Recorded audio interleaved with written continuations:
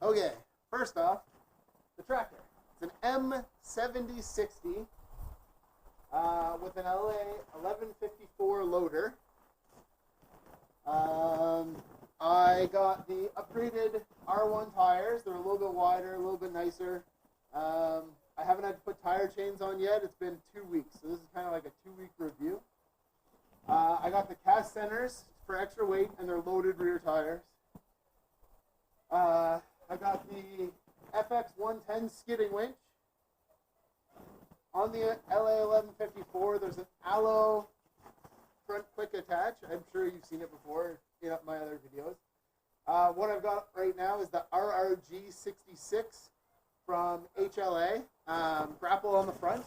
I also have the heavy-duty bucket, 82-inch, and I have the pallet forks. So, and I got the upgraded armor kit for underneath so that I don't break off any lines. I'm sure you've seen videos of me removing it.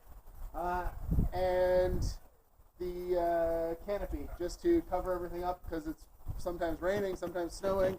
It's snowing right now. And the third function I had added. I don't have much details on the third function. A few people have asked like what type it is. All I know is it's electric over hydraulic, so I guess it would be a diverter valve up at the front because you can't close and lift up the bucket at the same time. But I just work around that by closing it and then lifting. The reason why I got the Grapple, a lot of reviews online, different types of grapples. There's rock grapples and root grapples. This one's considered a root grapple. The Grapple I got because I think it'll make it easy to load logs onto the mill. I even had my son pick up a log, practice a few times dropping it. You can watch the shorts probably here. And then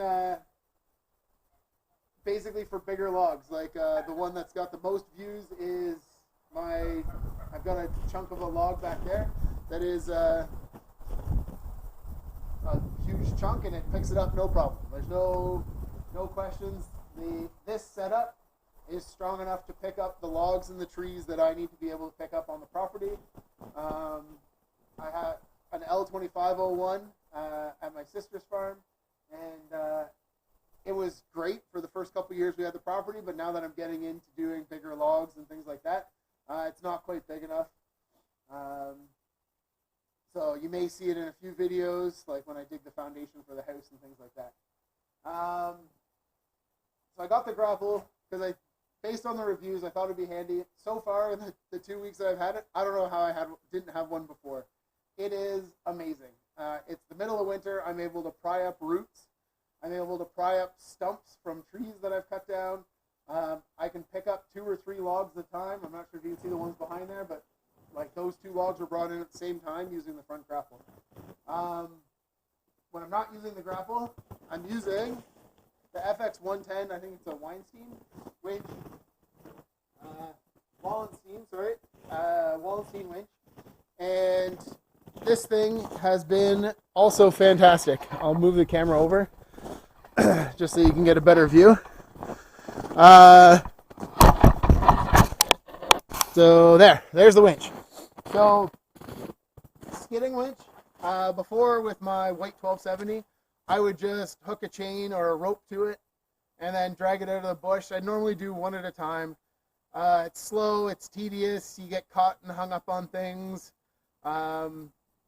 With this thing, everything is so much easier. It comes with the 2 separate hooks and the chokers, 2 chokers, and the 2 separate hooks. So I can pull in 3 logs at a time. It's a 11,000 pound winch. With my ground, the biggest problem is digging in, but once it does dig in, it definitely will pull out almost anything that I need pulled out. I've not had any issues with it since. Probably one of the greatest recommendations that I could make to you would be get a skidding winch. My experience, brand new, I think this was $5,300. Used, they're going online for an 8,000 pound winch.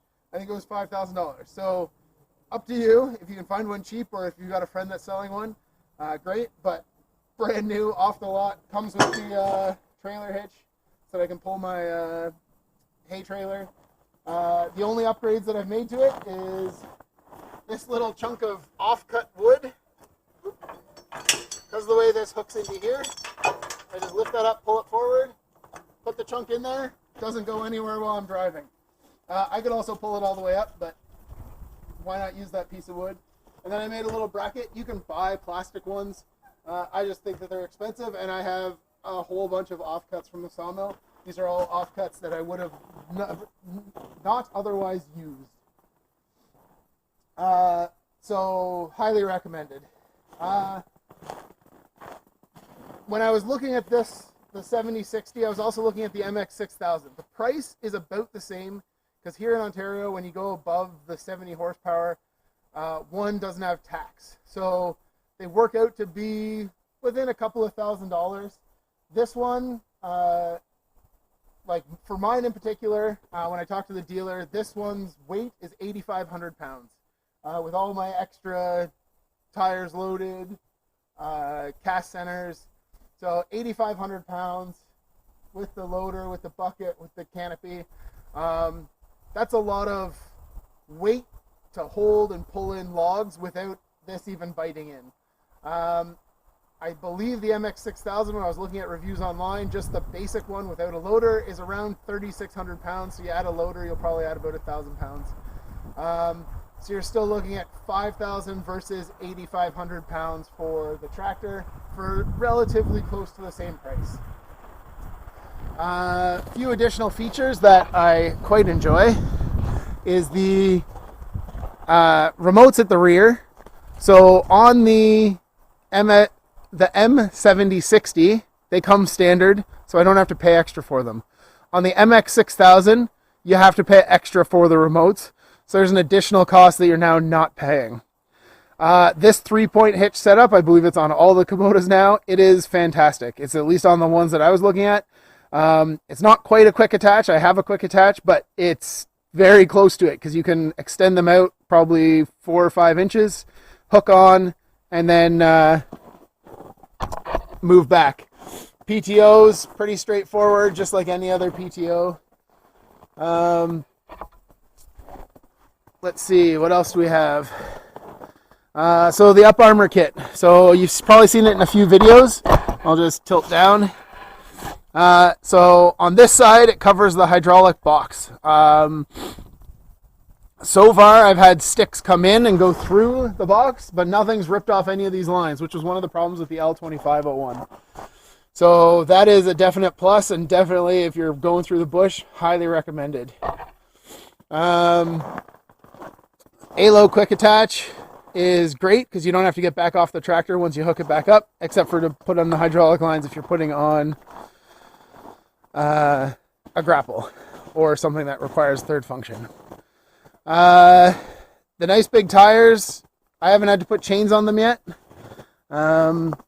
We'll see in the coming years, but for right now.